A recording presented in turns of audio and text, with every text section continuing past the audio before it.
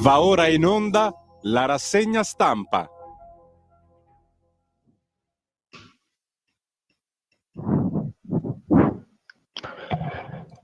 Buongiorno Natalia e buongiorno Italia, buongiorno a tutti i nostri ascoltatori e le nostre ascoltatrici, voi che siete sempre dei patrioti innamorati della libertà. E allora Natalia, ti chiedo conferma, mi sentite tutto ok anche la condivisione schermo? Tutto ok. Perfetto, e allora oggi 13 settembre 2025, quindi rassegna stampa di Radio Libertà in cui come al solito ci dobbiamo occupare sempre di tantissimi argomenti e quindi in primis questa missione NATO Sentinella dell'Est lanciata proprio contro la minaccia russa che sappiamo spesso da alcune parti ingigantita, esagerata. E poi ci dobbiamo ovviamente rioccupare dell'arresto di Tyler Robinson, il killer proprio dell'influencer e commentatore del MAGA, Charlie Kirk. E allora, come ha commentato il vice premier Matteo Salvini, Charlie Kirk aveva solo 31 anni, un marito, un genitore di 2 bambini, un uomo devoto alla propria famiglia e al proprio paese, un orgoglioso sostenitore della libertà. E questo barbaro omicidio di Kirk, che come ha fatto notare ieri anche il nostro direttore Giovanni Sallusti, è un omicidio che rende l'idea di cosa sia la cultura woke, ovvero cosa succede quando questa cultura si diffonde, e cioè che chi la pensa diversamente viene ucciso sulle note di Bella Ciao. Allora poi oggi, dopo la rassegna stampa vera e propria, ci collegheremo anche con il giornalista Giuseppe Brienza, come sapete spesso nostro ospite qui su Radio Libertà. Con lui qualche mese fa avevamo parlato proprio del filosofo francese Alain de Benoist, che si era collegato ad una conferenza tenuta a Roma. Giuseppe Brienza, come ricorderete, collabora con le testate online, corazim.org, Corrispondenza Romana, Studi Cattolici e recentemente ha anche iniziato una collaborazione con Azione Futura. Con lui, con Brienza, oggi parleremo dell'evento di oggi, Todi Edu 2025, educare con cuore e mente, puntare in alto per lasciarsi sorprendere. E quindi oggi, sabato 13 settembre, a Todi, questo 11° convegno nazionale dell'Associazione Articolo 26, ed è un convegno che offrirà una panoramica sulla situazione in generale dell'educazione pubblica in Italia, dell'istruzione, ed è un momento che condividerà anche la formazione sui temi della libertà educativa e dell'insegnamento. Nel finale di puntata poi ci collegheremo con il nostrissimo Matteo De Sio, come sapete conduttore su queste onde del programma sugli States, Te la rido io l'America. Matteo lo ringraziamo perché nelle ultime settimane ha guidato splendidamente questa rassegna stampa del sabato mattina, e con lui intervisteremo Andrea Ballarati. Soprannominato addirittura il Vate italiano dei remigrazionisti, così lo hanno definito gli stessi Sole 24 Ore e Huffington Post. Vi ricordate, Andrea era stato uno dei protagonisti e promotori del Remigration Summit tenutosi proprio nella Gallarate del sindaco leghista Andrea Cassani. E Andrea Ballarati oltretutto aveva subito una vile aggressione da parte di antifascisti, e per questo, vi ricorderete, aveva ricevuto anche la solidarietà tra i tanti anche degli europarlamentari leghisti Isabella Tovalieri e Roberto Vannacci. E siccome poi per noi le vostre opinioni, lo ribadiamo sempre, contano parecchio, sono fondamentali, sono veramente un prezioso mosaico, no, di punti di vista e di idee, terremo quindi questo consueto filo diretto con voi. Intervenite pure, potete chiamare sempre allo 02 9294 7222, 3 volte 2 finali, oppure potete scrivere i vostri messaggi, quindi nei commenti sotto la diretta Facebook sia della pagina della radio che della Lega, oppure potete mandare anche i vostri messaggi al numero WhatsApp della radio, ovvero il 340 6709 659. E vi ricordo sempre anche le nostre coordinate, i nostri riferimenti, quindi potete seguirci dal canale digitale della Radio DAB, dalle pagine Facebook, dicevamo, di Radio Libertà e della Lega, dal nostro nuovo sito internet www.radiolibertà.net, sempre con una nuova veste grafica editoriale, vero e proprio giornale online, ovviamente dall'app di Radio Libertà per entrambi i principali sistemi operativi, quindi iOS e Android, e sempre poi dal canale YouTube. Siete stufi di questo panorama mediatico in cui spadroneggia il politicamente corretto, lo diciamo sempre, e allora abbonatevi a Radio Libertà, sosteneteci, basta davvero poco per aiutare questa radio che è un unicum in tutto il panorama, è un panorama purtroppo molto mainstream. E allora andate sulle sezioni abbonati e dona ora del nostro sito internet e potete quindi offrire questo vostro contributo. Allora iniziamo la rassegna stampa vera e propria, partiamo subito da Libero di oggi, vedete qui la prima pagina, ecco qua, con il riferimento a quello che sta accadendo per la flottiglia di Greta che imbavaglia i giornalisti, e questa infatti è la vignetta. Compagnucci in barca a vela verso Gaza e non vogliono occhi indiscreti. La flottiglia di Greta che caccia i giornalisti, se ne occupa Andrea Morigi, che vi ricordate era stato anche nostro ospite quando avevamo commentato questa elezione di Papa Leone XIV. Altro giornalista cacciato, la flottiglia di Greta e Company non vuole occhi indiscreti. Ecco che cosa nasconde. Sì, ci sono magagne perché alcuni dei componenti appunto intrattengono i legami con Hamas. Dopo la messa al bando del vascello stampa di Locatelli, la missione caccia l'inviata della stampa, i marinaretti sotto accusa che si difendono. Dobbiamo proteggerci. O forse vogliono coprire gli amici a bordo vicino ad Hamas. Qui vedete sempre lei, no, la protagonista di tante battaglie per noi, lo sapete, sbagliate, l'attivista Greta Thunberg, imbarcata come testimonial internazionale della Global Sumud Flottiglia, partita lo scorso 31 agosto da Barcellona per raggiungere il Mediterraneo centrale e ricongiungersi con tutte le altre imbarcazioni provenienti da Tunisia, Spagna, Grecia e Italia. E insomma, qui ovviamente viene spiegato anche quello che è stato l'attacco contro il quotidiano Il Tempo, poi ovviamente prenderemo anche lo stesso quotidiano diretto da Tommaso Cerno, che spiega quello che è successo. Il quotidiano Tempo è stato accusato di aver tenuto una campagna diffamatoria, no, nei confronti di questa flottiglia, e in realtà poi oggi nell'editoriale Cerno spiega sì, portateci in tribunale, convocateci, siamo veramente ben lieti di venire lì e di far vedervi tutte le carte, farvi vedere le carte, la documentazione che abbiamo raccolto, perché così mostreremo anche questi rapporti pericolosi e ambigui, problematici, proprio della flottiglia, di alcuni componenti della flottiglia con la stessa Hamas. Cosa ci sarà mai da scoprire dopo che è stata rivelata la presenza nel direttivo di GSF di personaggi come Muhammad Nadir al-Nuri, Kamaruzaman, fondatore di Sitta Gaza Malesia, che ha finanziato la resistenza armata di Hamas, presidente di Mi-Aqsa Defenders, che pubblica libri di propaganda per la guerra santa palestinese. Pensate insomma che personaggi, che fanno parte della compagnia anche Thiago Avila, coordinatore della branca brasiliana del gruppo, il quale ha fatto parlare di sé per la partecipazione ai funerali del leader dei terroristi sciiti di Hezbollah, Hassan Nasrallah, nel febbraio scorso, che alcuni come Wael Nawar, portavoce della sezione Maghreb, si sono fatti fotografare con il rappresentante di Hamas in Algeria, Youssef Hamdan, e con Nadir al-Kissi, l'uomo del Fronte Popolare della Palestina, nello stesso paese. E allora la domanda è questa: perché scandalizzarsi, meravigliarsi se questi sono i personaggi, questi sono i loro legami, i loro rapporti, allora probabilmente se salgono a bordo dei giornalisti indipendenti che non sono lì a compiere propaganda, si inizia ad aver paura da parte, no, della Greta e dei suoi compagni, si inizia a aver paura di reportage indipendenti, di una informazione veramente corretta e imparziale. Ritorniamo sulla prima pagina di Libero perché vedete poi l'editoriale di Mario Secchi, l'eredità violenta con cui qualcuno non sa rompere, proprio per questa firma del killer, lo dicevamo, Bella Ciao, no? E il nostro direttore Giovanni Sallusti l'ha proprio ribadito, in questo guazzabuglio, in questo ginepraio dell'antifascismo di oggi, ve lo recupero l'articolo, probabilmente l'avevate già visto, ecco, per chi magari letto e visto ovviamente il video editoriale, per chi non l'avesse seguito, eccolo qui, vedete, ammazzare cantando Bella Ciao, ecco il walk, proprio perché Bella Ciao era scritto sui proiettili, e allora aveva concluso qui il suo intervento il nostro direttore,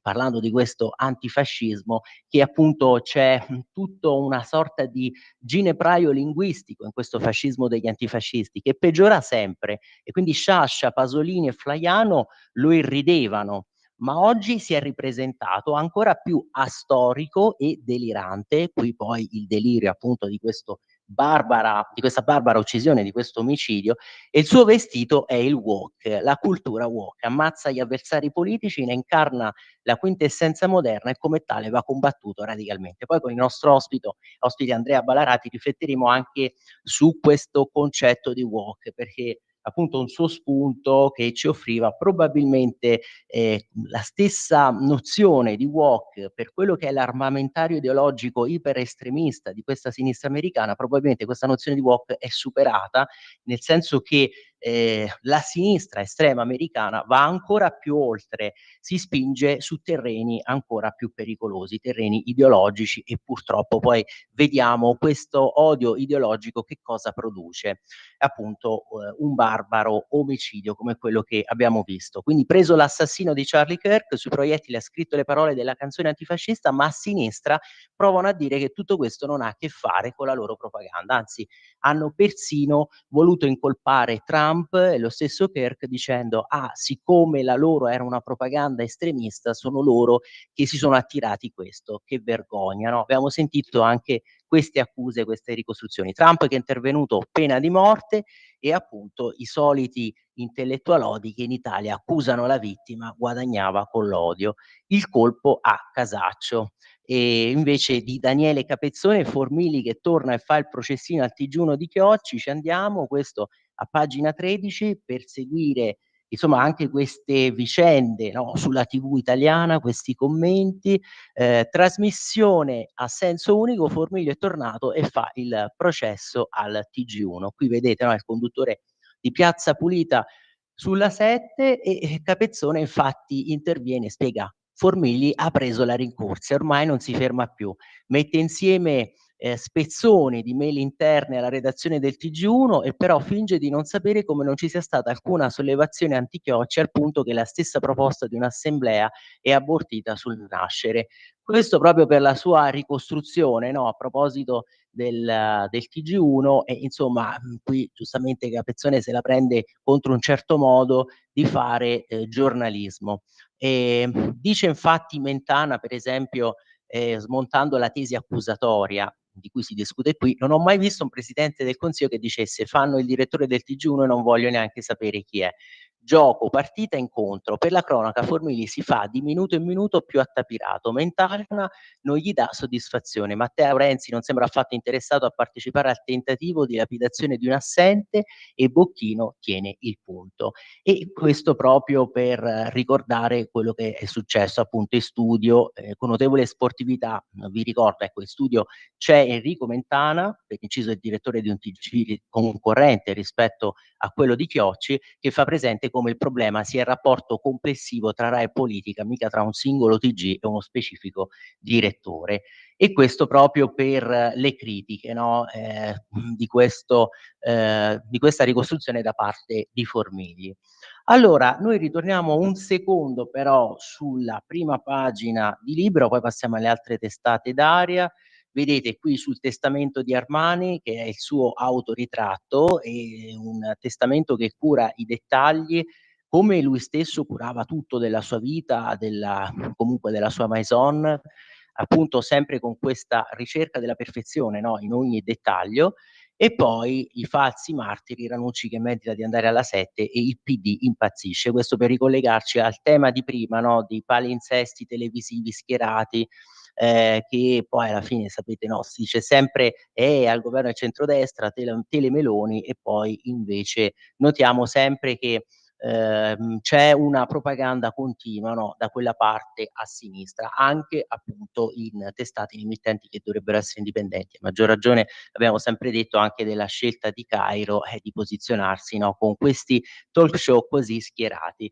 La corsa per le Marche, Ricci crisi nei sondaggi, tra i Dem si apre la faida, ne scrive Pietro Senaldi, siccità nel campo largo, i sogni d'Ulivo di Schlein e Conte vero sabotatore. Allora andiamo un attimo avanti, sfogliamo all'interno Libero, vedete qui arrestato l'assassino di Kirk, appunto sui proiettili questa frase bella ciao. Il 22enne Tyler Robinson dello Utah si consegna convinto dal padre, ha confessato, dice l'FBI, fermato a 400 chilometri da dove ha sparato. Sui bossoli frasi antifasciste, omofobe e l'inno partigiano. E invece lo strazio dei familiari, la moglie con il rosario, Erika Kirk, 36 anni, ex modella, vedova del marito assassinato, che sporge un braccio dal finestrino mostrando un rosario Ci immaginiamo, no, la reazione dei tanti antifa con questo rosario, mamma mia, un simbolo del papismo, chissà cosa staranno dicendo. La fotografia è stata scattata mentre la donna si trovava coi familiari a seguito del feretro di Charlie verso la Hansen Mortuary Chapel di Phoenix. E insomma qui tutta la ricostruzione, vedete, a cura di Carlo Nicolato, di quello che è un omicidio politico, ma che si situa all'interno probabilmente di una sorta di guerriglia civile, perciò questa intestazione qui. Insomma, momento decisivo, l'arresto è arrivato giovedì in serata verso le 22, meno di 36 ore e 33 per la precisione, grazie al pieno peso del governo federale e alla collaborazione con i partner qui nello stato dello Utah e il governatore Cox. Il sospettato è stato arrestato in un lasso di tempo storico, ha affermato il direttore dell'FBI Cass Patel, smentendo così tutti i dubbi che erano sorti circa l'efficacia del nuovo corso trampiano appunto del Bureau. Secondo Patel, l'FBI aveva già valutato le prove forensi, verificando oltre 11.000 piste possibili ed era già sulle sue tracce prima della chiamata della famiglia. Gli investigatori infatti avevano esaminato attentamente i filmati di sorveglianza della Utah Valley University, notando un ragazzo arrivare nel campus mercoledì mattina a bordo di una Dodge Challenger. Indossava una semplice maglietta color bordeaux, pantaloncini chiari, un cappello nero con un logo bianco e scarpe chiare, quindi abiti molto diversi da quelli poi visti nelle immagini di sorveglianza diffuse alla stampa, ma considerati in qualche modo compatibili dagli inquirenti. Una sinistra indecente che, dicevamo, attribuisce la colpa alla vittima, guadagnava con l'odio, queste le solite reazioni proprio furiose, incommentabili, inqualificabili da alcuni a sinistra. A Saviano e Friedman si aggiungono giornali e politici rossi. Charlie era razzista e la destra strumentalizza la sua morte. Saviano, non tutte le vite vanno rispettate, sentite, disprezzo ciò che Charlie Kirk ha detto e fatto in vita, allucinante. Alan Friedman, il suo impero economico cresceva grazie all'incitamento quotidiano al razzismo. Michele Serra di Repubblica, se i killer politici sono tutti uguali e spregevoli, non sono così uguali tra loro le vittime, insomma c'è una disuguaglianza tra le vittime e quindi alcuni, no, meritano di essere soppresse. Fatemi capire, ecco, qual è il senso, la parafrasi di queste affermazioni deliranti. Angelo Bonelli, capo dei Verdi, accusare una parte politica rende tutti noi più vulnerabili e io non ho la scorta. Insomma, le accuse al governo e a metro a pensier i giornalisti si aggiunge appunto Angelo Bonelli della Bonelli e Fratoianni, questa premiata ditta, questa strumentalizzazione della morte di Kirk per accusare una parte politica rende tutti noi più vulnerabili, appunto, quello che stavamo leggendo, e quindi insomma addirittura una proclamazione di autovittimismo da parte di Bonelli. Il presidente americano invece, che ha annunciato che andrà al funerale, auspica la pena di morte, quindi tra commozione e rabbia nessun cedimento, e quindi che Turning Point USA, ha annunciato Trump, e Turning Point USA è l'organizzazione politica che appunto faceva capo a Kirk, resterà attiva nonostante l'uccisione del fondatore. Kirk ha detto: il capo della Casa Bianca aveva grande passione, ho parlato con sua moglie ieri, era devastata, ma nonostante questo vogliono che Turning Point vada avanti. Io credo che possano farlo, hanno uno staff molto in gamba. E vedete, andando avanti qui per Libero, lo studente modello mormone fra videogame e armi di ogni tipo, questo il profilo del killer, la vita di Tyler Robinson, avvelenata, appunto intossicata dall'antifascismo violento. Ha messo in atto il suo piano di morte con un vecchio fucile Mauser davanti a 3.000 persone. E qui vedete alcune immagini di lui, della sua vita quotidiana, dall'alto a sinistra, in senso orario. Questo è l'articolo di Costanza Cavalli, vedete il presunto assassino in un diner davanti a un piatto di pancake. Qui. Poi uno scatto con la madre durante il giorno del diploma, con il padre al ristorante vestito con un costume di Donald Trump, e poi ad un Halloween del 2017. Robinson, che ha ammesso di aver ucciso Charlie Kirk, è tornato a casa dopo l'omicidio. Invece di costituirsi, voleva togliersi la vita. E insomma, l'antifascismo americano ha attecchito anche lì, dove Jack Kerouac, mentre attraversava il confine tra il Colorado e lo Utah, scrisse di aver visto Dio nel cielo sotto forma di enormi nuvole di sole nel deserto che sembravano puntarmi il dito contro e dirmi: passa di qui e vai avanti, sei sulla strada per il paradiso. L'antifascismo americano invece ha attraversato le città i decenni, c'era nell'estate del 2020, nelle proteste del Black Lives Matter, c'era nel movimento No Global degli anni '90, quando a Seattle dovette intervenire la Guardia Nazionale, era il 1999, c'era negli anni '60 con le Pantere Nere che alla non violenza preferirono la lotta armata. C'è oggi a New York, dove corre per la carica di sindaco, Zoran Mamdani, il socialista che vuole globalizzare l'intifada. Provate a dire che è colpa di Trump. E insomma, questa è la tesi che esprime giustamente Costanza Cavalli, e secondo noi è una tesi sovrapponibile anche a quello che scrive uno che è Federico Rampini, cioè che non scrive per Libero ma scrive per il Corriere, che dovrebbe essere, no, la testata neutrale, oggettiva per eccellenza secondo alcuni. E vedete qui l'articolo, ve lo apro un attimo, di Federico Rampini, già pubblicato ieri: "La violenza che si proclama antifascista è conseguenza di Trump? Punto di domanda". La storia invece fornisce una risposta diversa, spiegando appunto come questa violenza dell'estrema sinistra ci fosse già molto tempo prima di Trump e ci fosse addirittura anche sotto delle amministrazioni democratiche. E quindi qui lo ricordano appunto quello che è successo. Ad esempio, no, la galassia antifa acquistò una celebrità speciale, sì, durante la presidenza Trump, ma attenzione, prima che cosa era successo? Gli antifa di oggi sono parenti strettissimi o diretti discendenti di quei black bloc che nel '99 misero a ferro e fuoco la città di Seattle, in occasione di un vertice dell'Organizzazione Mondiale del Commercio, dove si preparava, ovviamente proprio, quell'evento, no, sul il vertice dell'Organizzazione Mondiale del Commercio, e quindi si stava anche preparando la cooptazione della Cina nella globalizzazione. Black Bloc praticarono nel novembre e dicembre di 26 anni fa delle tattiche violente che appunto erano di un'efficacia micidiale, che avevano studiato e sperimentato con largo anticipo, e a Seattle nel '99 dovette intervenire la Guardia Nazionale. Insomma, come vedete, nulla di nuovo. Poi qui si ricorda anche l'esperienza di organizzazioni come Black Panthers, Weatherman, questo negli anni di piombo, Made in USA, e quindi questa tradizione importante degli anni '60. Loro praticavano la lotta armata, attentati all'esplosivo, sequestri di ostaggi, omicidi politici, e anche allora c'era la sinistra al potere, c'era quindi la sinistra al potere e c'era un'estrema sinistra militante che compiva questi reati, che compiva questi attentati, si macchiava quindi di crimini.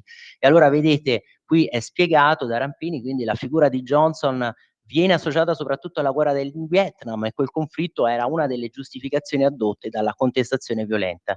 Ma Johnson era anche un vero progressista, il padre della Great Society, un insieme di riforme sociali avanzatissime che avevano completato il New Deal di Franklin Roosevelt e attuato anche il sogno di John Kennedy: antirazzismo, welfare, grandi politiche redistributive, lotta alla povertà, insomma tutta un'agenda politica veramente di sinistra socialista. Eppure c'era un'estrema sinistra che non era evidentemente contenta, ma preferiva la lotta armata. Tutto il bene che Johnson stava realizzando non impedì che maturassero proprio allora delle forme di violenza radicale alla sua sinistra. Insomma, viene da pensare al super cattivo Bane, no, che è appunto l'antagonista di Batman e che crea questa sorta di dittatura proletaria a Gotham City contro i borghesi. Noi riprendiamo ovviamente Libero di oggi, completiamo questa parte, poi passiamo alle altre testate. Vedete il giornalista cacciato, la flottiglia di Greta e compagni che non vuole, ecco, occhi indiscreti, che abbiamo letto prima, ma poi ONU, il voto pro Palestina, ma Hamas si ritiri. E questa è la risoluzione di un testo che è stato adottato con 142 voti favorevoli, 10 contrari, tra cui Israele e il suo alleato chiave, gli Stati Uniti, e 12 astensioni, e cioè una risoluzione che mira a dare nuova linfa alla soluzione dei due Stati. Il testo della dichiarazione afferma che Hamas deve liberare tutti gli ostaggi e che l'Assemblea ONU condanna gli attacchi commessi da Hamas contro i civili del 7 ottobre. Il testo chiede inoltre un'azione collettiva per porre fine alla guerra a Gaza, per raggiungere una soluzione giusta, pacifica e duratura del conflitto israelo-palestinese, basata sull'effettiva attuazione dei due Stati. E poi sentiremo anche la proposta italiana, anche quello che ha detto Tajani, e cioè che comunque sì, un due Stati, uno Stato anche palestinese, ma deve essere uno Stato palestinese però libero da Hamas, dai nazi islamisti di Hamas. Il 22 sciopero per Gaza, invece come al solito gli interventi di Landini, gli interventi come al solito che sconcertano, quindi Landini che minaccia sfracelli e quindi che si pone a sostegno della Thunberg, CGIL e USB che sostengono l'iniziativa dei filo palestinesi annunciano una giornata di astensione del lavoro dal lavoro causa genocidio, questa parola nostra abusata da loro. Arianna Meloni così strumentalizzano i morti della Striscia, Tajani e La Russa con invece i media. Alla festa dell'unità pure un refuso dei compagni, e io adesso ve lo zoomo perché così riuscite a vederlo meglio. Vedete, manifesto con refuso alla festa dell'unità di Reggio Emilia ieri sera alle 21 nella sala Nil degli Otti di Reggio Emilia. Il Partito Democratico ha pensato bene di organizzare il convegno Europa e Medio Oriente, fermare Netanyahu, costruire la pace. Sul palco Peppe Provenzano, Nasser Al-Qudda, già ministro degli esteri dello Stato di Palestina Fatah, Edun Olmert, già primo ministro di Israele per il partito Kadima. Peccato che nel manifesto di presentazione e anche nella locandina online l'ex primo ministro israeliano venga chiamato Ehud come stampato. In ebraico Hudna si traduce come tregua, armistizio, calma. Almeno il nome proprio potevano scriverlo bene, cioè Ehud. E invece loro, vedete, hanno aggiunto questa N, non so se lo riuscite a vedere da qui, però comunque è così, è un po' sgranata, ma la potete recuperare.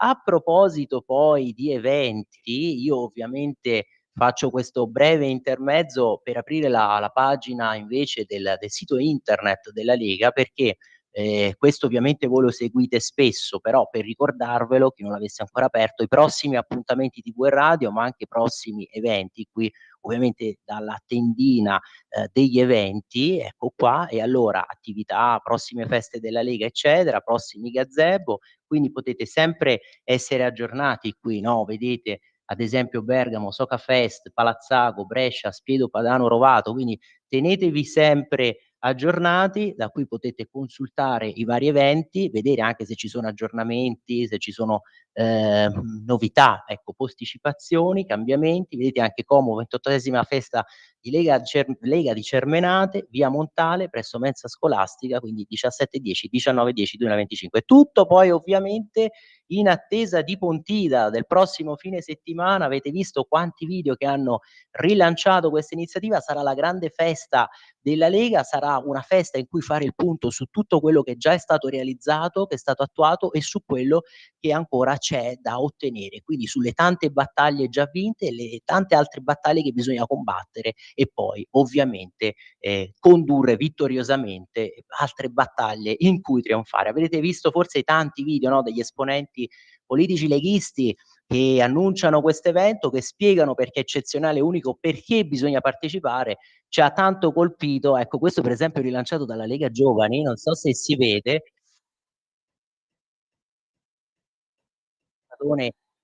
ecco.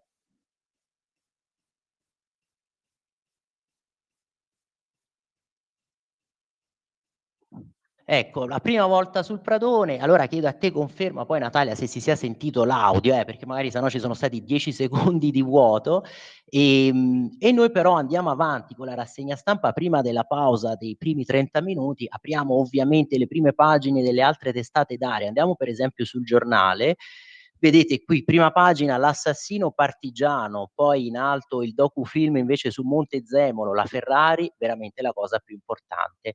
Ancora per il testamento di Armani, azioni, case e 3 pretendenti al trono, e poi per Moneta, come sapete, no, che è questo magazine che esce con i quotidiani di area di centrodestra, l'onore perduto di John El Khan, oggi su Moneta. La stanza di Feltri a pagina 20-21. Sul Tempo oggi Feltri invece si occupa del divieto di cellulari in classe, qui invece la maturità politica per il giornale di oggi 2021, ve lo apro un attimo, ecco vedete, ecco qua, la stanza di Vittorio Feltri, il bipolarismo che richiede maturità politica.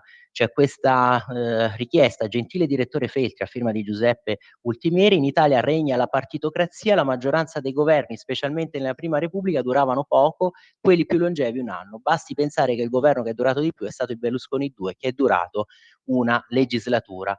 Ciò è dato dall'onnipotenza dei partiti per colpa dei nostri costituenti che vollero esautorare il potere esecutivo per paura di un ritorno del fascismo.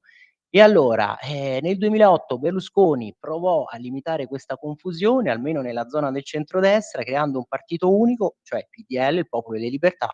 Ecco, io credo che questa sia la soluzione, qui avanza Giuseppe Ultieri, un partito unico di centrodestra, unione tra Fratelli d'Italia, Forza Italia e Lega, un partito unico di centrosinistra, unione appunto tra PD, 5 Stelle, AVS, Azione, Italia Viva, eliminando tutti gli altri partiti. Che ne pensa direttore? La domanda rivolta a Feltri. E vi anticipo già, perché vedo che sono già le 8:30, allora primo spoiler, no, della risposta che Feltri fornisce a questa ipotesi, a questa domanda. Lui qui ricorda anche quello che ripeteva Indro Montanelli, giustamente citato, no, questa lettera, spiegava con grande lucidità: i padri costituenti hanno scritto la carta con il terrore del ritorno del fascismo e quindi per esorcizzare questa paura hanno partorito un sistema in cui il governo è sempre sotto ricatto del Parlamento, perciò questo potere legislativo così forte, questa partitocrazia. Il Parlamento è sotto scacco appunto dei partiti. Il risultato, l'instabilità è diventata la norma e la politica, anziché governare, si è ridotta a una rissa permanente tra comitati elettorali e conventicole ideologiche. 8:31, Natalia, se sei d'accordo, piccola pausa, noi ci troviamo fra pochissimo.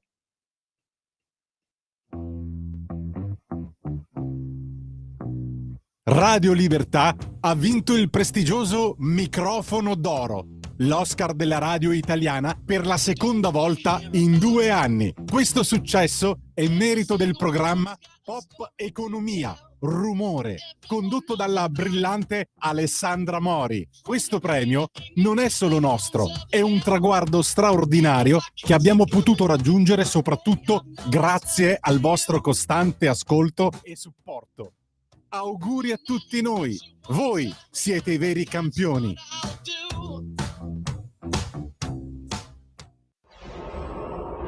Radio Libertà, veniamo da una lunga storia e andiamo incontro al futuro con spirito libero per ascoltare tutti e per dare voce a tutti. Pier Vittorio, a te la linea.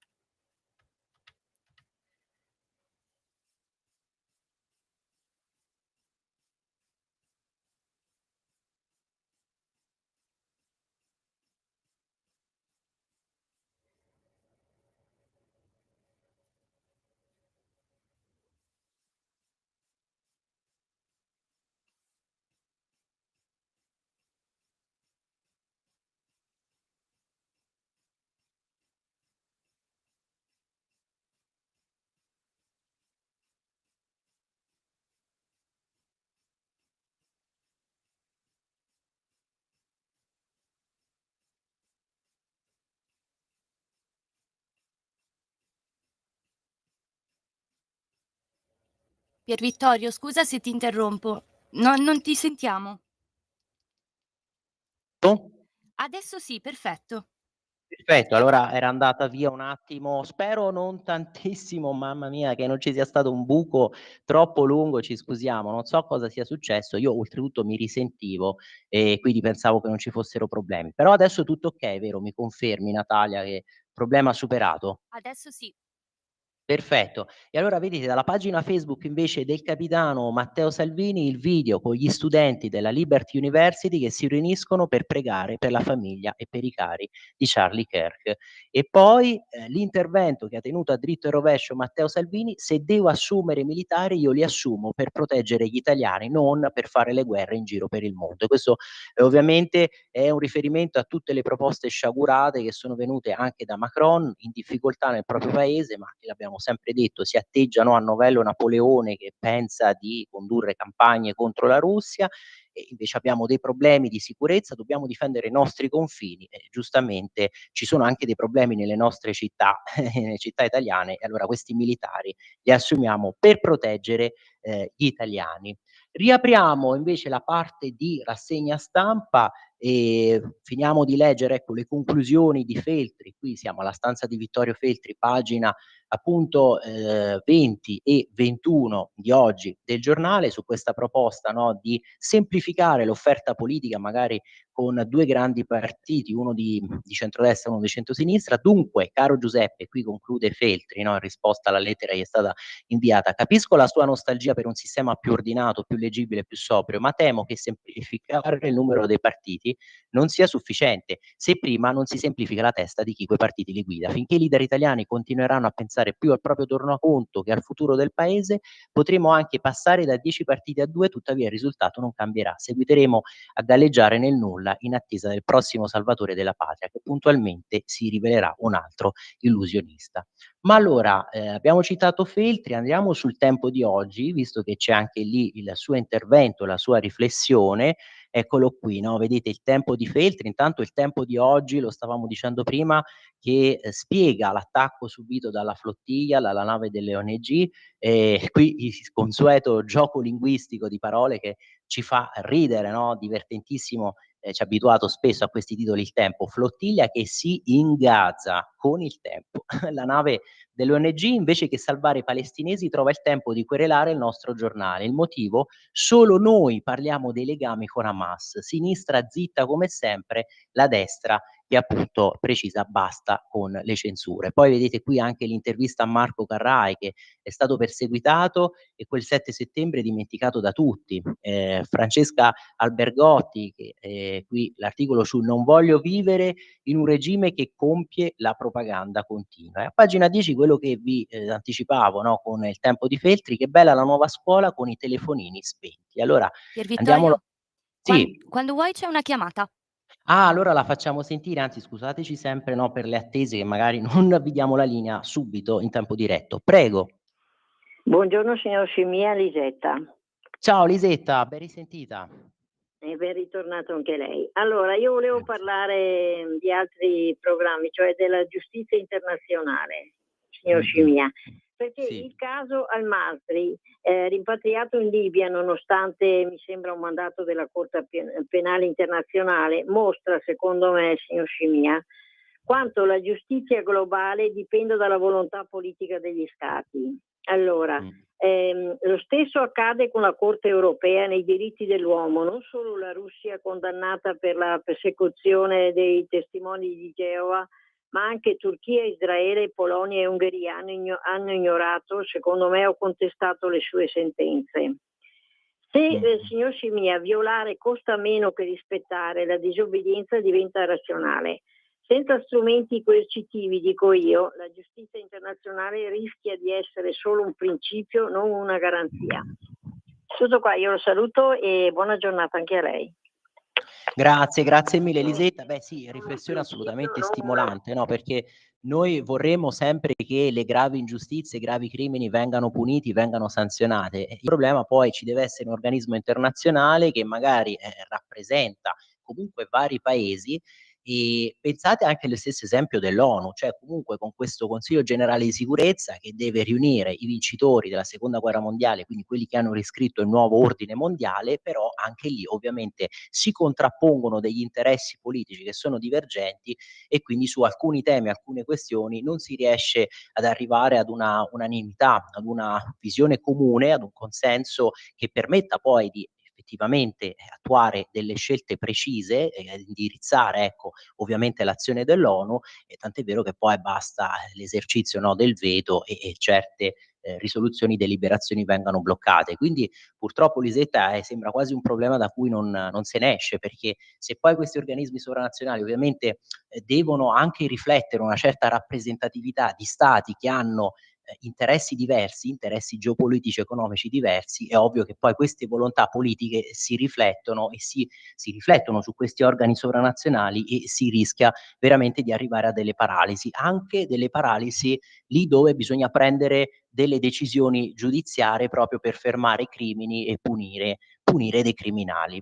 E allora vi dicevo, pagina invece 10, tornando al tema della scuola, dei telefonini spenti con Feltri, qui sul Tempo di oggi. Allora, la scuola a telefonini spenti, la vita un po' più facile, sono felicissimo del divieto di Valditara, scrive Vittorio Feltri.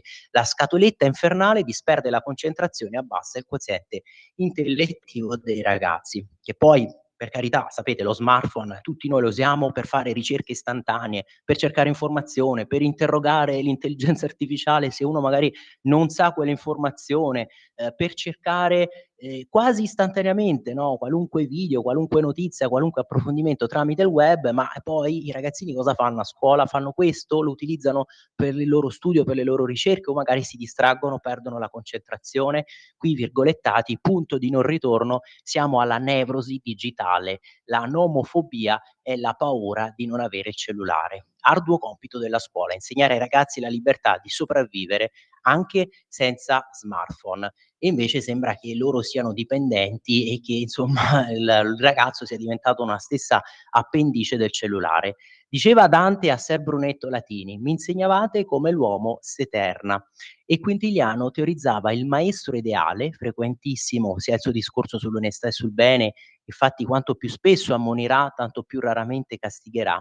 Io che volo basso, qui nella conclusione, no, la lezione morale che vuole lasciarci qui Feltri, ecco, io che volo basso, scrive lui, mi accontenterei di un sapere semplice, quasi atavico, la bellezza di sperimentare più mondi e più dimensioni, orecchie per ascoltare, verbi per parlare, mani per stringere mani, luoghi per giocare, libri da sfogliare, quadri per piangere o solo vacillare, la nostalgia, la prossimità, i rapporti sociali e non social, la politica, il contraddittorio, la risata grassa, financo la noia sana di questo giorno senza pretese. Basterebbe la vita e a telefonini spenti è un pochino più facile. Come dire, riappropriamoci della realtà vera e non limitiamoci sempre solo a quella bidimensionalità, no, della realtà digitale. Quindi torniamo a vivere, a gustare, a provare, a sperimentare tramite i 5 sensi.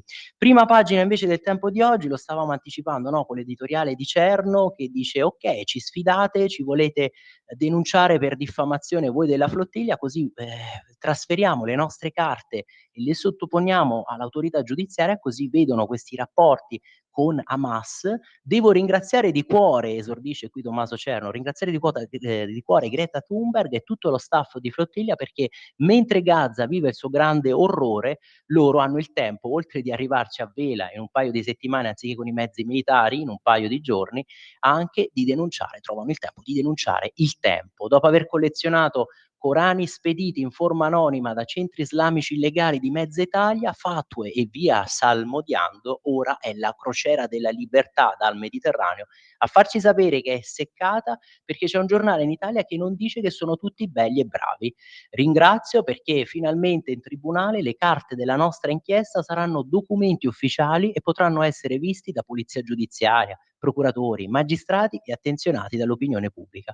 Tutto ciò che finora nessuno ha inteso fare perché in Italia è vietato raccontare che dietro certi legami con la Palestina si annidano i terroristi di Hamas. C'è poco da stupirsi.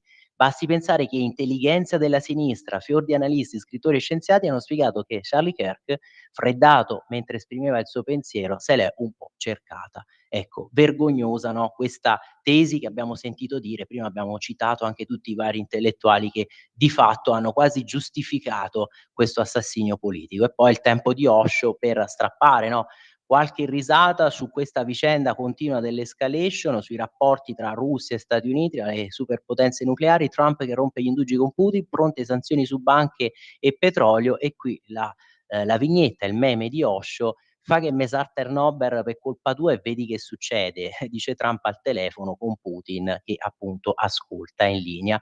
E chiudiamo questa parte sul tempo, vedete, invece di salvare i palestinesi, flottiglia che querela il tempo, solo noi che parliamo dei legami con Hamas, qui tutti i vari interventi di tanti, di Nicola Ottaviani, Igor Riezzi, ecco, Ottaviani, ogni tentativo di imbavagliare il giornalismo è un attacco diretto alla libertà di stampa e al sacrosanto diritto di essere informati. E poi lo stesso ministro Paolo Zangrillo: la libertà di stampa è un diritto sancito dalla nostra Costituzione, non si tocca, un fatto gravissimo e pericoloso. E mentre la sinistra resta in silenzio, la destra appunto condanna attacco alla libertà, proprio per questa denuncia di diffamazione rivolta da Flotilla al Tempo. Quell'incontro dei figli di Annun con un capo di Hamas e posti celebrativi proprio per spiegare quello che è successo, Jinan e Mahmoud che intervistano Hamdan, dirigente dei terroristi, e lo definiscono, pensate un po', gentile. Lei pubblica la foto degli occhi dei leader e il padre tesse le lodi di Ayas, inventore degli attacchi suicidi. E qui vedete i protagonisti di questo, insomma, quasi inginocchiati davanti a questi esponenti terroristi di Hamas. Un regime propagandistico e antidemocratico, scrive Francesca Albergotti, qui spiegando appunto quello che sta succedendo, e quindi ovviamente su Gaza, su questa Palestina che è in balia di Hamas. E quindi io prima di, a questo punto, perché sono le 8:45, ci dobbiamo preparare per il collegamento con il nostro primo ospite, Giuseppe Brienza, per parlare invece di libertà educativa, di offerte formative e quindi di scuola, di educazione, di istruzione. Volevo aprire con voi anche Giornalone, perché così magari date un'occhiata anche alle altre testate. Poi ovviamente noi ci ritorniamo, che avremo ancora un 10 minuti di rassegna stampa finita l'intervista con Brienza, però vedete Il Messaggero su vaccini, l'obbligo che resterà. Poi vi faccio già vedere Il Fatto Quotidiano: così Macron confessò guerra colpa della NATO, questo secondo la ricostruzione di Sachs. Poi lo apriamo con calma. Sachs alla festa del fatto, quando mi diede la Legion d'onore, riferito proprio a Macron. E poi ovviamente le altre testate, pensiamo anche soltanto, ecco vi faccio vedere per esempio, che non lo possiamo vedere dalla nostra edicola digitale, il Domani, il Foglio e il Manifesto. Domani qui Nerd e Antifa, ecco il killer di Trump, ecco il killer, scusatemi, di Kirk. Trump anche lui quasi stava rischiando la vita, vi ricordate l'attentato l'anno scorso, Trump che appunto ha dichiarato per lui la pena di morte.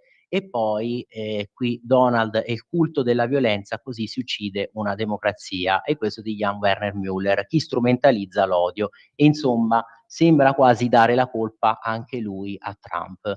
Io adesso però vi apro, prima di far partire l'intervista, anche un attimo Fox News, riaggiorniamola, vediamo se ci sono novità, perché qui la vedete ovviamente nella traduzione in italiano. Il messaggio di Erika Kirk all'assassino del marito: non ha idea di cosa è appena scatenato. E il rischio è proprio quello di una guerra civile. L'icona conservatrice ha ribadito la sua fede in Cristo pochi istanti prima di essere colpito, Kirk, e poi questo discorso di Erika Kirk alla nazione, e qui avete appunto il video. La vedova di Charlie Kirk che rilascia i primi commenti pubblici dopo il suo assassinio: il movimento creato dal mio marito non morirà.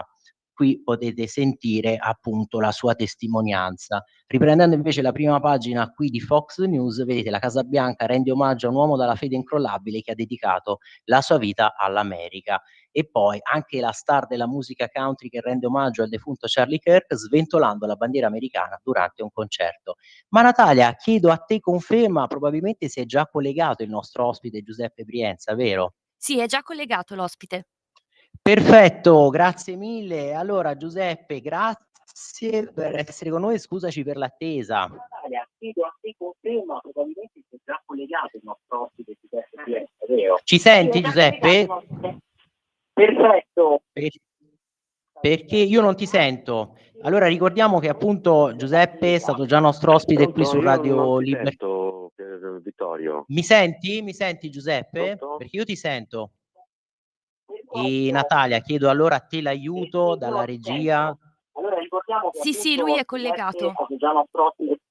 Ok, perché io sento il ritorno, tu mi senti Giuseppe? Io ti sento. Pronto? Sì, Giuseppe? Ci senti? E niente, c'è qualche problema, nel caso Natalia rifacciamo il tentativo. Credo ci sia vediamo un po' questo di ritardo. O comunque provo a ricollegarmi. Esatto.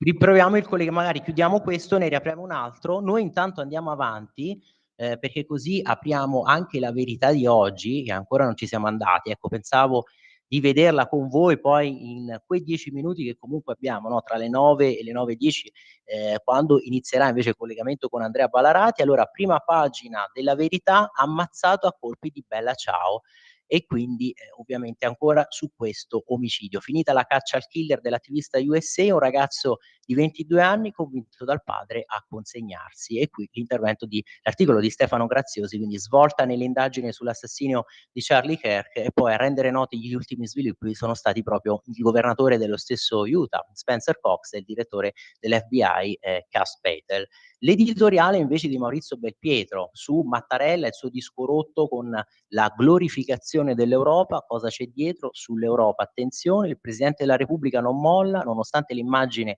dell'Europa come progetto politico sia il suo minico storico.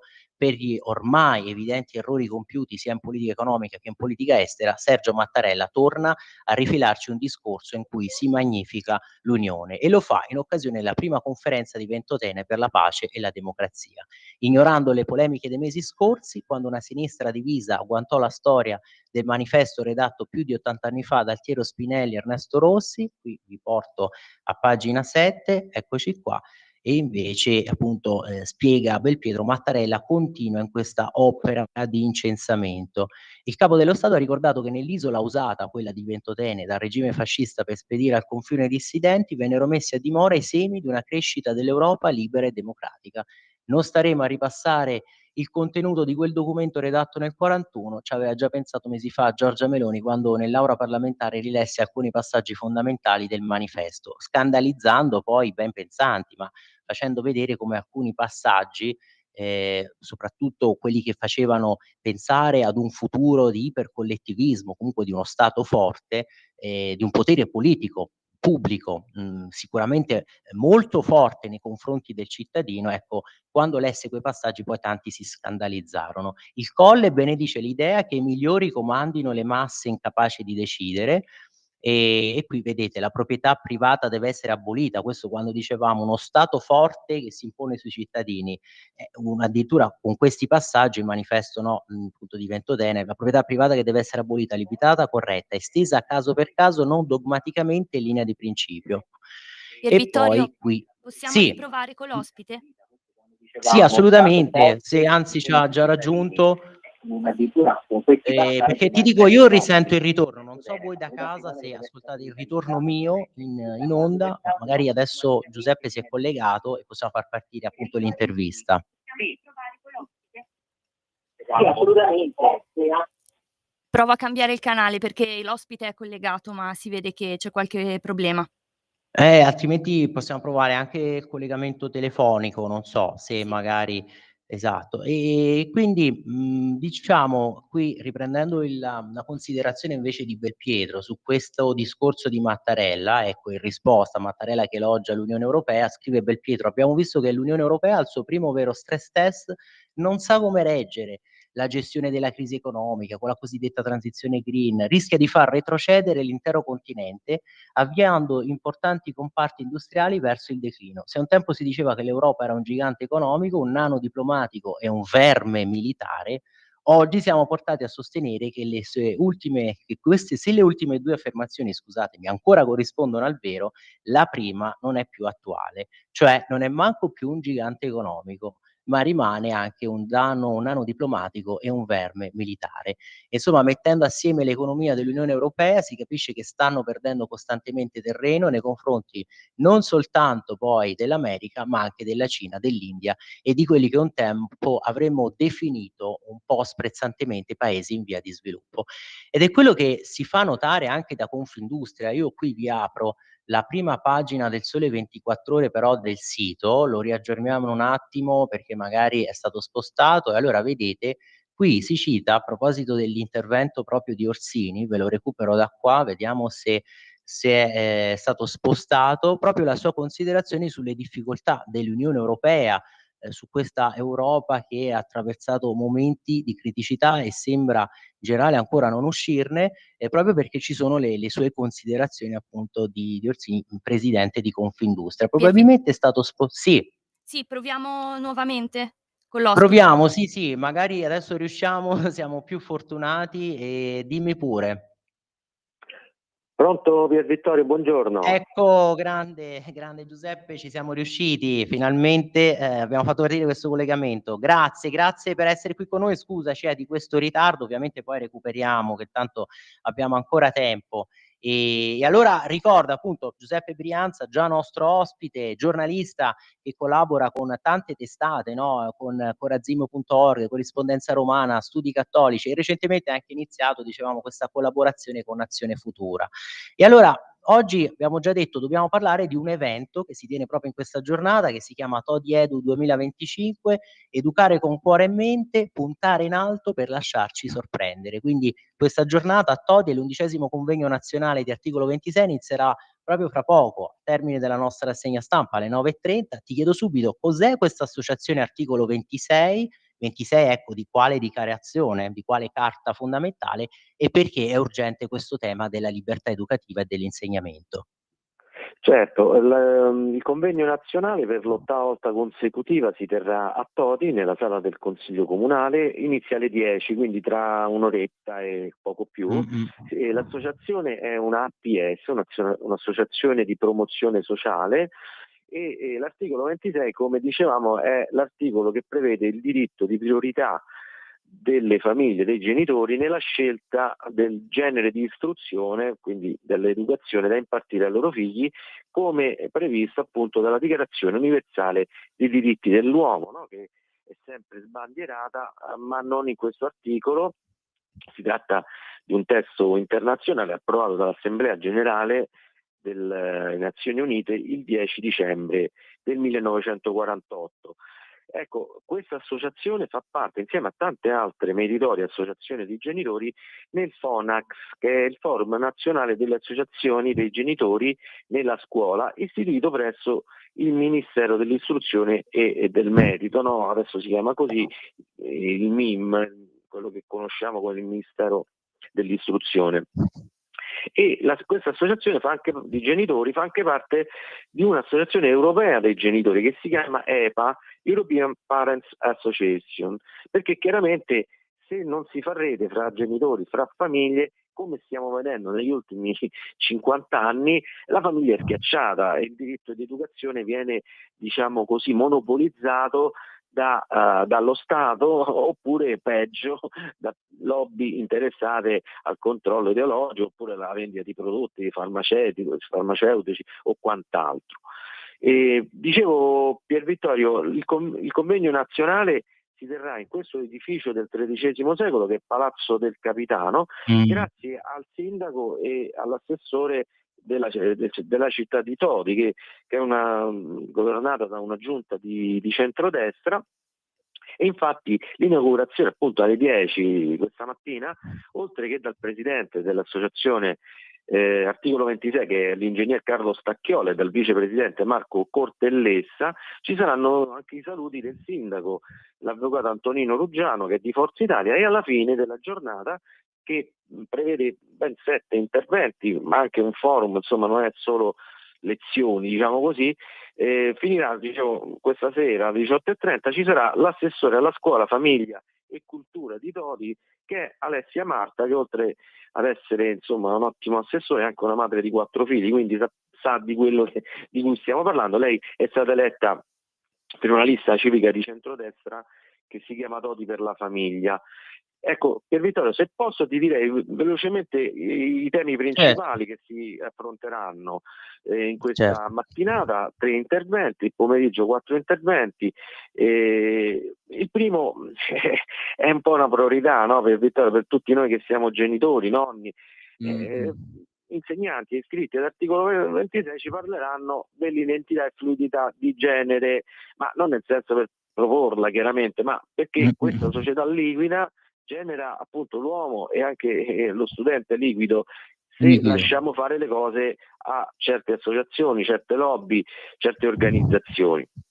Il secondo invece incontro ci sarà a cura di una psicologa, psicoterapeuta che si chiama Elisa Rudel, e si intitola Cuori Connessi. Praticamente fa riferimento alla necessità nell'educazione di riflettere anche un'identità legata al cuore, al sentimento, non solo diciamo alla nozione, all'utilitarismo. Insomma, Subito dopo, chiude la mattinata, l'intervento ritengo Frey molto interessante, perché parlerà uno psicologo e psicoterapeuta molto noto, perché ha scritto libri che ho letto, tra l'altro ne consiglio uno fra i tanti bellissimi, si chiama Né asino né re, capire i figli e fare la cosa giusta, pubblicato per le edizioni San Paolo, si chiama Osvaldo Poli e parla della comunicazione con gli adolescenti, quindi un tema molto importante. Nel pomeriggio, Pier Vittorio, si parla di temi anche politici, no? Infatti apre Cesare Peperoncini che parla del buono scuola, perché l'articolo 26 con le altre associazioni italiane fanno un lavoro di rete per questo, che è uno dei principali strumenti della libertà educativa. Poi, sempre per continuare il filo politico, ma in senso appunto lato, non particolaristico, ci sarà Marco Cortellessa, il vicepresidente dell'associazione, che ci parla di questo disegno di legge sul consenso informato preventivo a scuola, che è l'attesa è durata quasi 10 anni. Di che parliamo?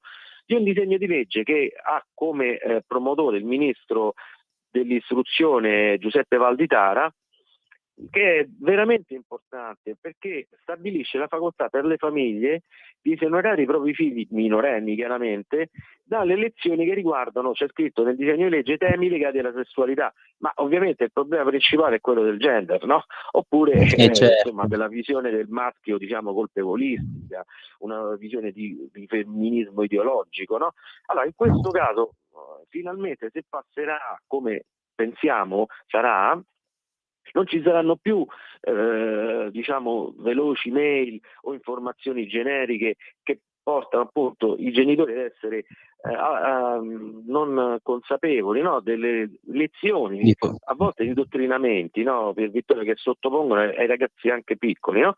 E il disegno di legge, proprio in estrema sintesi, prevede che il consenso dei genitori su queste lezioni, appunto filo gender, debba essere scritto. E la richiesta... certo, perché se no non si può continuare l'indottrinamento, no, che abbiamo visto. Ma Giuseppe, ti chiedo soltanto un secondo di pausa, perché vedo sono le 9:01. Allora, Natalia, se sei d'accordo, piccola pausa e riprendiamo proprio su questo tema, ovviamente del consenso preventivo, consenso informato preventivo. Sempre più liberi con La Tua Radio è il nuovo sito che mette in prima pagina opinioni, firme, notizie, uno sguardo nuovo e originale sui fatti che ci circondano. Il nuovo quotidiano online. Semplicemente radiolibertà.net.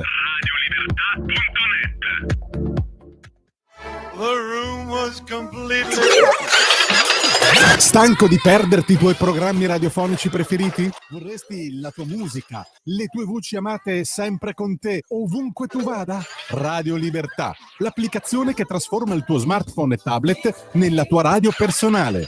Scaricala ora, è gratis per i dispositivi Android e iOS. Avrai tutta la programmazione quotidiana di Radio Libertà a portata di mano. Scopri di più su radiolibertà.net. Semplicemente la tua radio. Pier Vittorio, di nuovo a te la linea. E rieccoci qui con il nostro ospite Giuseppe Brienza. Allora, Giuseppe, stavamo parlando di questo tema, no, che si affronterà nel convegno di oggi, di questa giornata Todi Edu 2025 sulla libertà educativa, e allora stavi finendo proprio di spiegare le novità raggiunte grazie al Ministro dell'Istruzione e del Merito, Giuseppe Valditara, cioè di questo consenso preventivo, no, informato, che deve essere appunto rilasciato dai genitori perché gli studenti seguano determinate lezioni su quei contenuti che si prestano, abbiamo detto, a momenti di indottrinamento ideologico sul gender. Certo, perché proprio l'articolo 26, no, della Dichiarazione Universale dei Diritti dell'Uomo prevede la priorità dei genitori nella scelta del tipo di istruzione, e lo stesso disegno di legge Valditara, non in un'ottica, diciamo, di scontro, ma proprio nell'ottica di rafforzare l'alleanza scuola-famiglia, però ripristina, finalmente restaura il primato educativo della famiglia. Ecco, quando si tratta di insegnare visioni unilaterali o ideologiche sull'identità sessuale, sull'omosessualità, sulla differenza maschio-femmina. Il genitore deve essere informato in maniera qualificata e non con titoli dissimulati in cui parliamo di bullismo, parliamo di discriminazione. Allora tutti siamo d'accordo, poi andiamo a vedere e c'è magari l'esponente della lobby LGBT o dell'associazione che ha interesse non certo di rispettare l'orientamento della famiglia. Questo disegno di legge finalmente dopo quasi 10 anni è a buon punto, prevede un consenso scritto da parte dei genitori per la partecipazione dei figli minori a queste lezioni legate appunto ai temi della sessualità, ma appunto il problema è l'indottrinamento gender e una visione diciamo del maschio, diciamo colpevolistica, diciamo, quindi più che altro di un femminismo ideologico che ha creato e non lo dicono solo i psicologi diciamo di un certo orientamento, ma è una visione generale, una crisi veramente del maschio.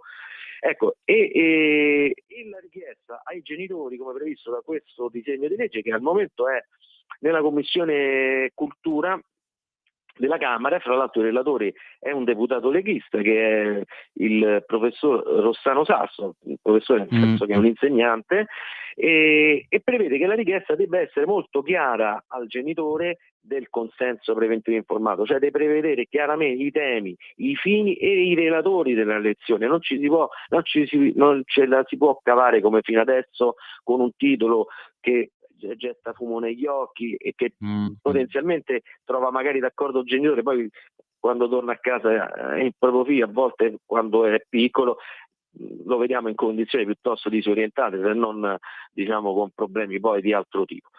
È stato approvato in Consiglio dei Ministri velocemente ad aprile, da giugno nella 7ª Commissione Cultura. Ecco, speriamo, siccome proprio venerdì è stato il termine per la presentazione degli emendamenti, ci auguriamo che possa essere presentato in aula quanto prima, perché è una riforma storica. Poi per concludere velocemente, esatto, questi ultimi minuti dici gli altri temi, perché poi ci sarà anche il tema dell'intelligenza artificiale. Certo, anche questa è un'altra novità interessante, ma ci arrivo subito perché dopo questo intervento diciamo pomeridiano sul consenso informato presentato dal vicepresidente di Articolo 26 c'è proprio un membro del CSM, un avvocato, Daniela Bianchini, che ci parla degli aspetti legali del consenso informato, perché è chiaro, non è che ci si vuole fare la guerra tra genitori e scuola, assolutamente. Il ministro Valditara lo ripete ed è scritto anche nel disegno di legge. Qui si tratta di rafforzare l'alleanza scuola-famiglia, però ci sono anche gli aspetti legali, perché qualora ci fosse qualche preside, qualche insegnante che vuole violare i diritti e doveri dei genitori riguardo all'educazione dei propri figli, ci sono anche delle contromisure che nell'estrema ratio, qualora il dialogo non passi, ma debbono essere attivate, e le reti fra associazioni familiari servono anche a questo. Poi l'ultimo intervento, come dicevi tu, è sull'intelligenza artificiale, perché anche in questo caso il ministro Valditara ha da poco firmato e è presente sul sito del Ministero delle linee guida per l'introduzione dell'intelligenza artificiale nelle istituzioni scolastiche. Il tema è piuttosto complesso, le linee guida sono di una 30ina di pagine. Chiaramente il relatore, che è il presidente di Articolo 26, l'ingegner Carlo Stacchiola, lo ha sintetizzato con la frase di fantoziana memoria, no? Intelligenza artificiale è come umana lei.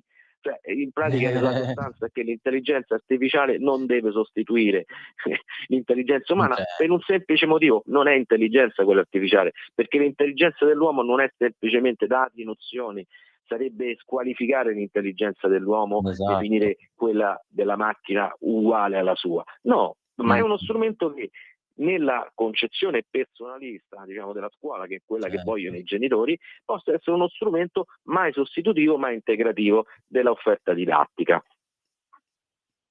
È chiaro, quindi questo è già, diciamo, il punto di vista che verrà offerto, insomma, sicuramente no, nel pomeriggio, perché questo è l'intervento conclusivo e quindi è un'intelligenza artificiale che deve essere a supporto, ma poi deve essere l'uomo a governarla, a utilizzarla, l'uomo con i suoi processi razionali, con la sua elaborazione, ma anche con la sua intuizione e fantasia, che può poi aggiungere quel qualcosa in più alla macchina, perché la macchina non è assolutamente in grado di replicare quello che è il funzionamento del cervello umano, almeno per il momento, e magari qualcuno lì del transumanesimo vorrebbe arrivare a quei risultati, chiedo a te.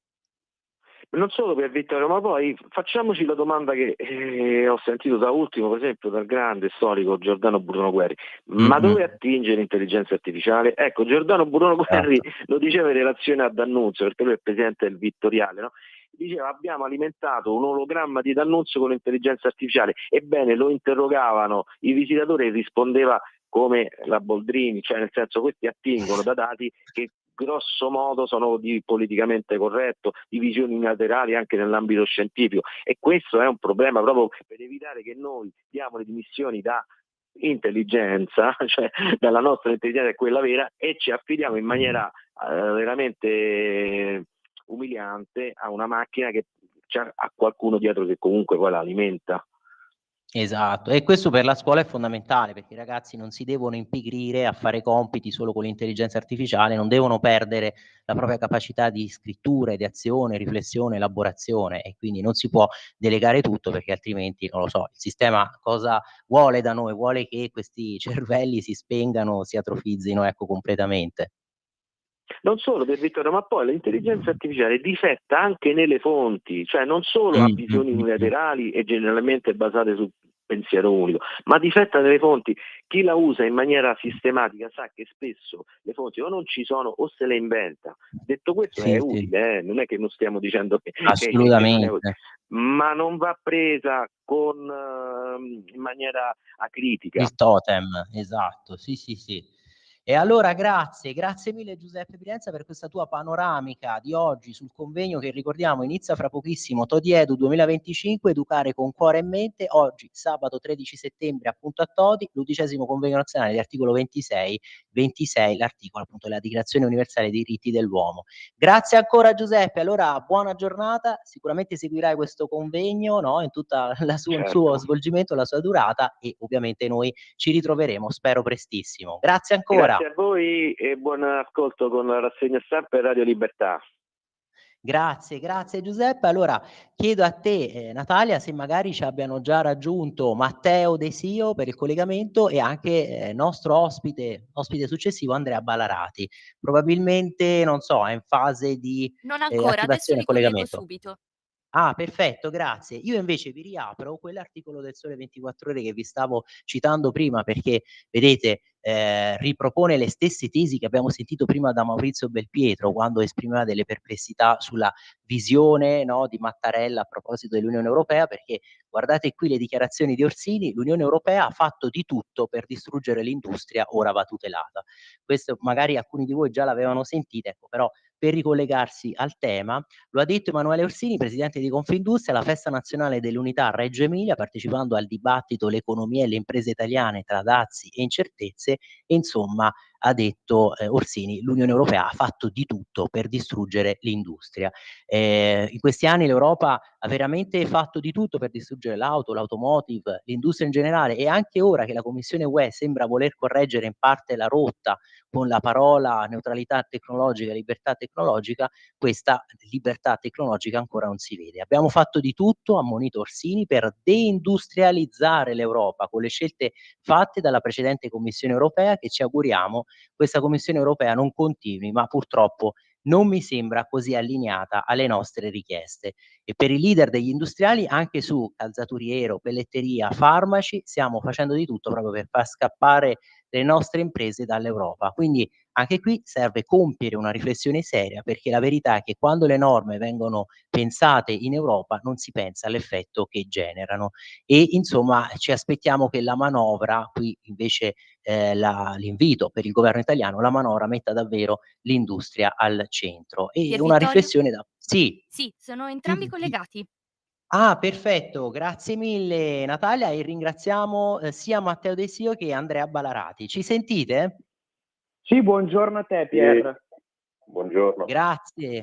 Grazie a Matteo De Sio, come sapete conduttore su queste onde dei Te la rido io l'America. Matteo che in queste ultime settimane, dicevamo, ha guidato splendidamente, no, la rassegna stampa del sabato mattina. Grazie soprattutto ad Andrea Ballarati. L'abbiamo ricordato prima, Andrea, che tu sei stato il promotore, il protagonista di questo summit, Remigration Summit, che si era tenuto proprio nella Gallarate, dicevamo, del sindaco leghista Andrea Cassani. E Andrea, poi l'abbiamo anche ricordato, tu purtroppo sei stato anche vittima di un brutale assalto e un vigliacco, vile assalto antifascista, ma Andrea, con te dobbiamo subito commentare quello che è successo, no? Povero Charlie Kirk, perché questa barbara uccisione che ha sconvolto l'America e il mondo. Luca Toccalini, il segretario federale della Lega Giovani, ha affermato che l'unica colpa alla fine di Charlie Kirk era quella appunto di aver fondato un'associazione conservatrice che era seguita da milioni di ragazzi. Ecco, anche il nostro Tonino Danna, conduttore appunto di Radio Libertà, ha scritto su Italia Oggi che probabilmente Charlie Kirk è stato ucciso perché era un uomo libero e si confrontava e credeva nel libero dibattito. Ecco, come ti poni davanti a queste valutazioni? Condividi questa lettura dei fatti? Sì, allora io condivido soprattutto la seconda, poiché Charlie ha commesso un errore. L'errore suo, o almeno due errori. Il suo errore è stato quello di dire la propria opinione senza filtri sempre. Negli Stati Uniti c'è una cosa bellissima chiamata primo emendamento che permette a tutti i cittadini appunto di avere essenzialmente la libertà di opinione, la libertà di discorso, la libertà di dibattere.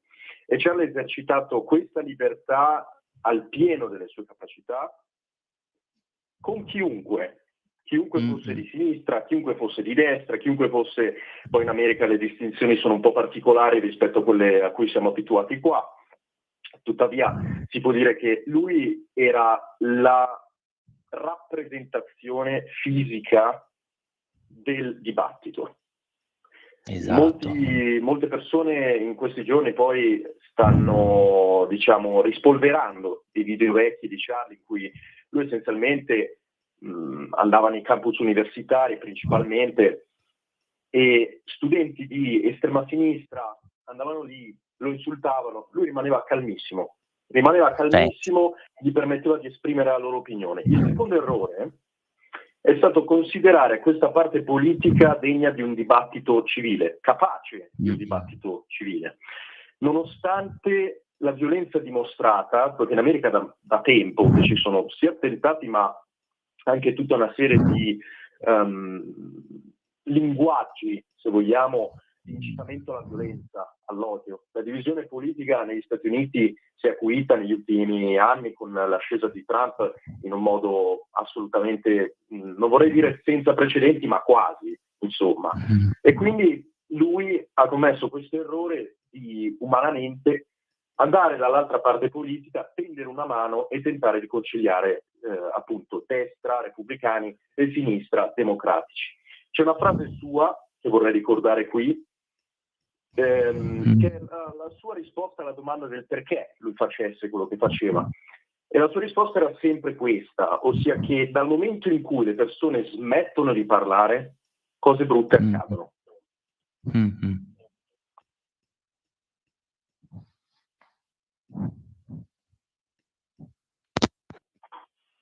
Io non ti sento più però, non so Natalia, Matteo se sentite Andrea. Sì, ci sentiamo.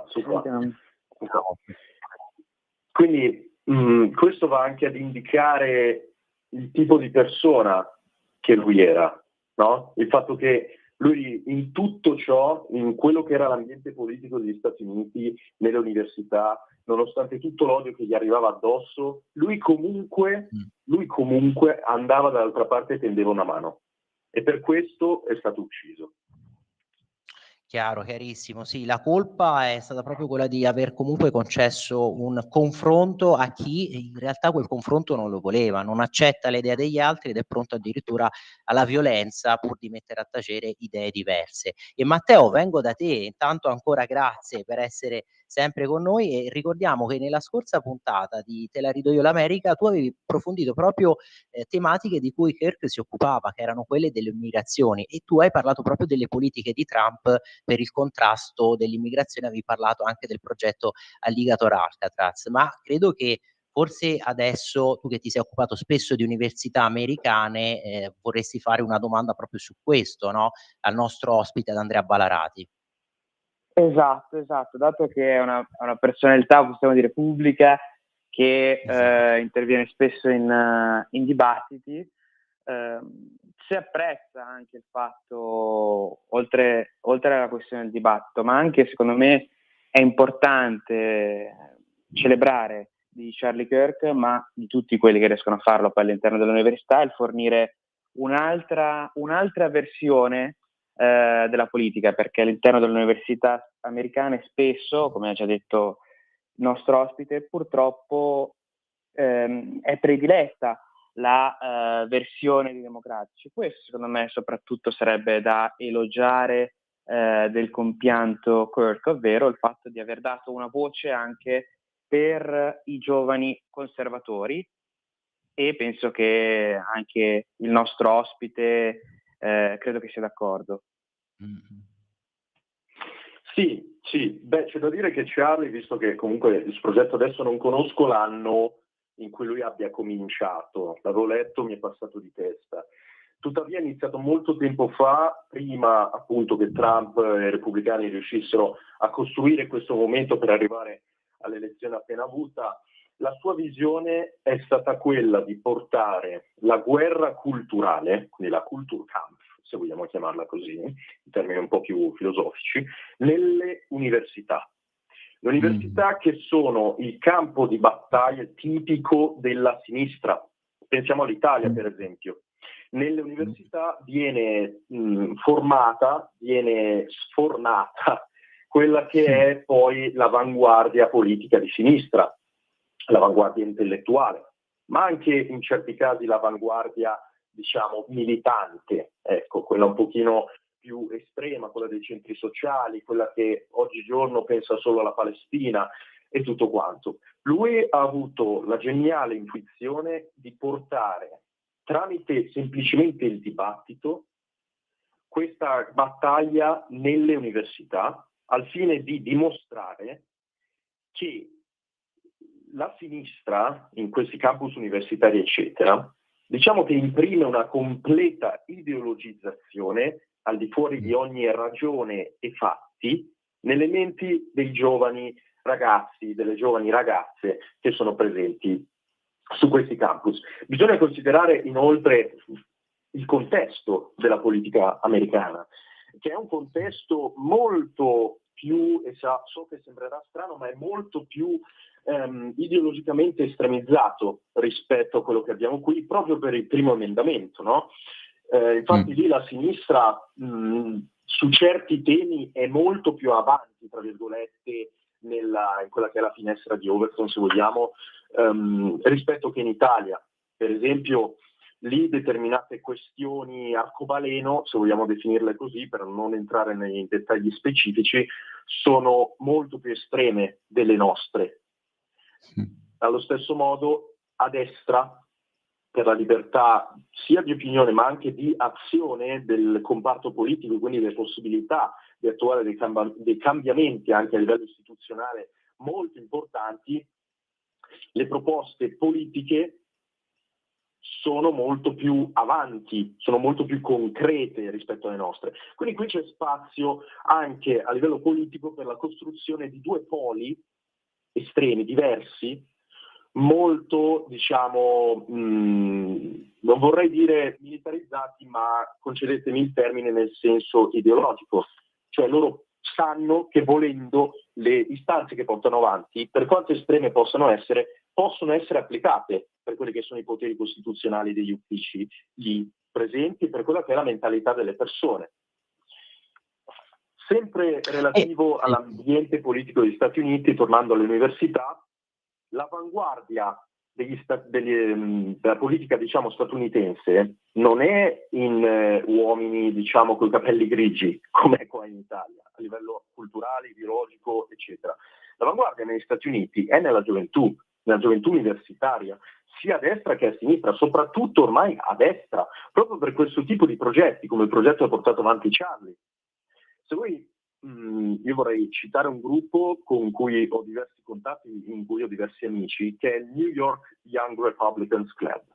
Sono ragazzi giovani, portano avanti idee repubblicane, conservatrici, come vogliamo, e loro sono al centro dello sforzo politico. Loro portano avanti diverse iniziative, no? E il fatto è che lì queste avanguardie, diciamo, giovanili, sono proprio al centro di tutta quella che è la politica, perché sono riusciti a prendere quella che è il nuovo modo di fare politica, quindi tramite i social, e a sfruttarlo al massimo dell'efficienza, raggiungendo diversi successi. E uno tra i primi ad aver avuto questa intuizione è stato proprio Charlie. Quindi sì, sono d'accordo con quello che hai detto, Matteo. E poi Andrea, noi abbiamo fatto questo parallelismo, poi tu giustamente ieri mi avevi corretto, mi avevi detto non sono proprio situazioni paragonabili, però anche te sei stato vittima di questo clima di violenza, di intolleranza ideologica, un clima proprio furioso. Stavamo appunto ricordando che avevi subito questo vile attacco antifascista, sei stato proprio bersaglio, ecco, probabilmente per quello che avevi esposto durante l'Immigration Summit, ma già solo forse per il fatto di aver parlato di questo tema, averlo portato all'attenzione pubblica, aver organizzato un convegno, ecco. Però mi dicevi anche che probabilmente non possiamo nemmeno più ricorrere a questo concetto, a questa nozione woke, perché è una nozione forse per come è il dibattito americano, per gli approdi, no, in cui è arrivato, che già risulta un po' superata, un po' obsoleta, nel senso che probabilmente il bagaglio proprio ideologico dell'estrema sinistra americana si è arricchito di altri riferimenti, altri elementi. Allora, sì, parto dalla prima, quindi l'aggressione. Io ti ho detto e ribadisco qua che non sono paragonabili le due cose, poiché per l'entità di quello che è successo, diciamo. Se vogliamo portarla sul piano generale degli attacchi Antifa, bisogna considerare una cosa: gli Antifa, no? Proprio per la loro concezione, loro sono fatti per andare ad abbattere il nemico, l'avversario ideologico della sinistra.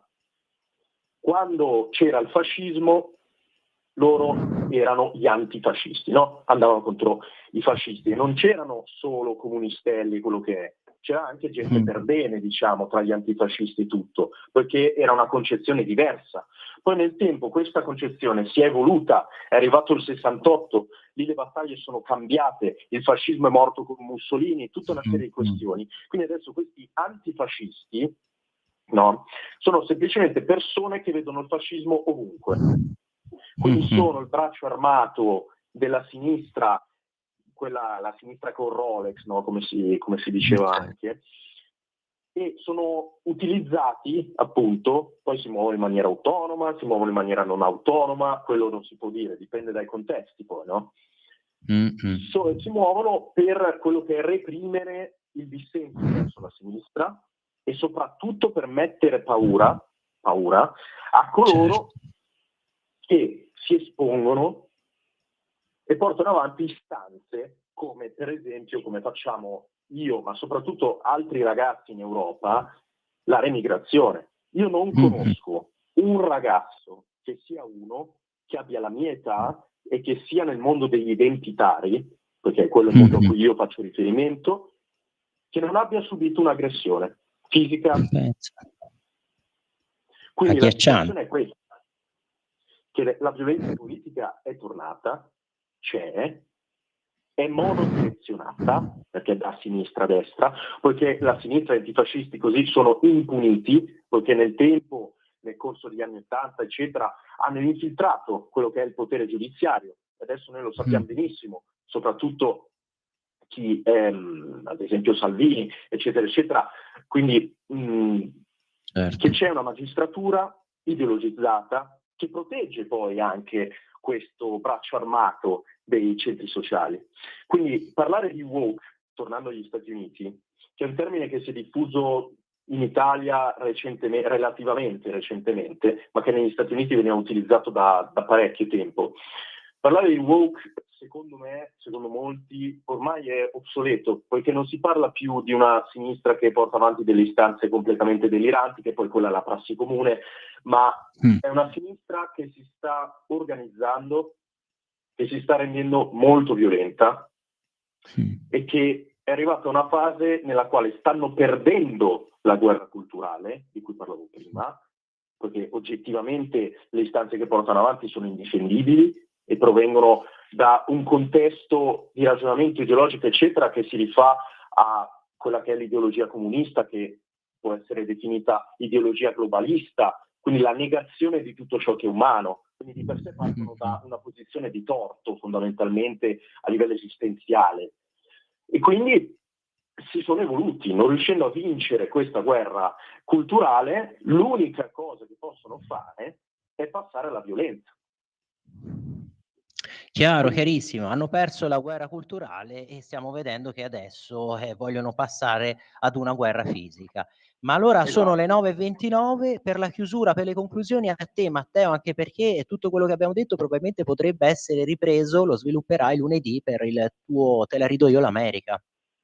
Certamente, anche perché stiamo vedendo una risposta violenta di questa sinistra giovanile, come dice il nostro ospite, una sinistra che parla invece di essere oppressa dai cattivi conservatori che dovrebbero detenere il potere, cattivi conservatori che però sono gli unici a subire attentati violenti, prima con Donald Trump, candidato alla presidenza degli Stati Uniti e ex presidente in quel momento storico, ed ora un importante esponente politico dei repubblicani. Quindi parliamo in realtà di una situazione completamente diversa da quella che è dipinta, oltre a tutte le fake news che sono state tirate fuori proprio alla morte di un esponente politico così importante